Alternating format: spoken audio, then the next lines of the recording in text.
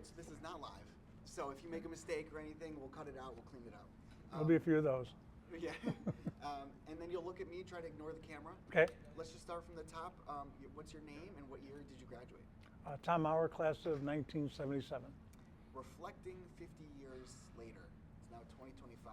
What stands out most to you about the 75 season? A specific match, a moment, a feeling? What stands out most to you? The season itself was awesome. I think about some of the tournaments we wrestled, but the national championship weekend was, I'm surprised Jack remembered what match it was. There's no way I would have remembered what match clinched it for us, But the celebration is something you'll never forget. The gym was rocking. It was they were on our home turf, and just everybody was just so happy. We had fun throughout, so it was nothing new to us, but it was a different level of happiness and pride. That's amazing. How would you describe the culture of John Carroll wrestling at that time? Well, led by Tony DiCarlo. It was a culture of hard work, have fun. That's what we did. But it was preceded by hard work always. Coach he can live with some of the shenanigans that we would have because he knew that we put in the time and we put in the work, and it was right in front of him. He could see it. But Tony DiCarlo, our coach, was at the heart of it. So let's talk about Coach DiCarlo. Mm-hmm. What does he mean to you and to the team back in the day? Yeah, it's an easy one and a tough one. He was bigger than life. When I came here as an 18-year-old kid, and it's funny we thought about it years later. We were 18 years old when we started here. Tony was 32 years old. You don't picture him. He was Tony. He was coach, and he was only a few years older than us, really. But he was the leader, and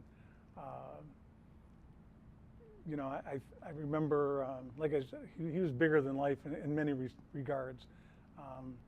But when he was in his final days, final weeks, whatever, myself, Al Evangelist, and Kevin Hinkle would go out and visit him several times. We'd go out, and it was a very hard thing to experience.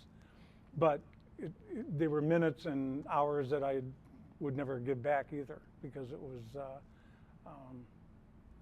was hard to see somebody go through that meant so much to us for so many years, while we were here and while afterwards too.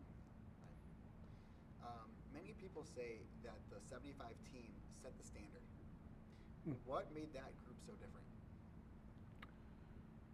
different? Unbelievable athletes, great wrestlers. It was a brotherhood. You would. We were talking about just before, whether you were a starter or a sub. It didn't matter. Sometimes the subs were more important than we made the other guys better, yeah. Those things right there are, I think, what really, and the experience of what we had the year before that, second place. It was just another stepping stone that Tony started, 10 years before that. But now it had just come to a crescendo finally, and took second, took first. What has wrestling taught you? The John Carroll University wrestling culture.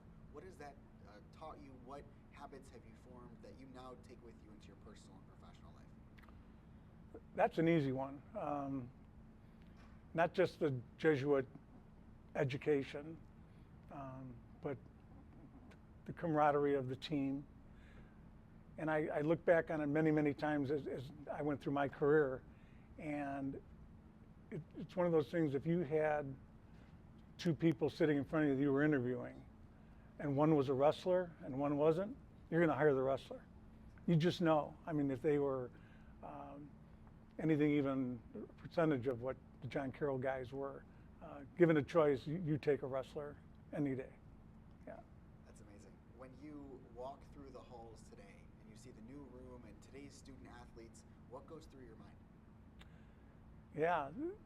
Yeah, it's pretty cool what they got. And you asked Jack that question, and I think about what we had when we started here.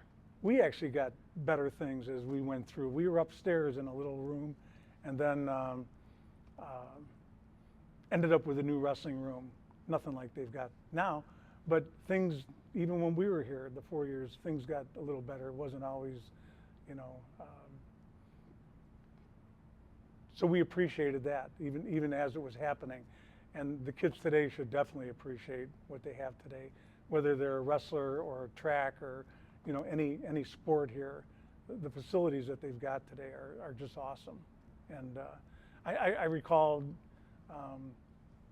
my first day on campus, my dad came up. He was class of '55, and he hadn't been out in a while, and it was 20 years later, and he said, I can't believe how much nicer it is now, you know. And so that was from his perspective. So my perspective is kind of the same thing. It's pretty freaking awesome, yeah. And then my last question is, talking about those same student athletes, today's wrestlers, today Blue Streaks, what should they expect to take out of the sport? How should they approach the tradition? If this is your opportunity to give them a piece of advice. Yeah, there probably isn't much of a future in wrestling when you leave, but you can certainly take a lot of the things that you experienced and take them into your personal life, definitely into your work life. I mean, we could talk about that for hours, you know, what that gives you in your professional life.